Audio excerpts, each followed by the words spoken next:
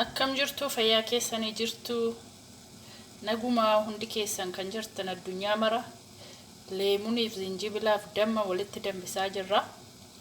Isinis dambisadhaa akkasittiin waan danda'ameen ofirraa ittisaa. Yooyyuu dhukkuba koronaa vaayirasiidhaaf faayidaan taane borcii garaa keessaa balleessuu danda'a, coomoota garaa keessaa waan hin barbaachisne meelti gochuu danda'a. Dhukkuboota waan garaa garaarraa loomina qobeettan nama ittisuu danda'a. Maal jedhama qoricha antibiyootikii isa jedhanidha kuni uumamaan itti fayyadamaa isiniin jedha. Ani biiftuu Gadaa Goobanaati. Karaa kanaan hamma dandeessan ofirraa ittisa. Fayyaduu baatuyyuu wantoota waan baay'ee isin fayyaduu danda'a. Warri hin fayyadu isiniin jedhu mataan isaanii nagaa miti, qofaadhaafis waan hedduudhaaf nu fayyadattiin dhalannee guddannee keessattuu nuti warri baadiyyaa yeroo gaarii qabaadha.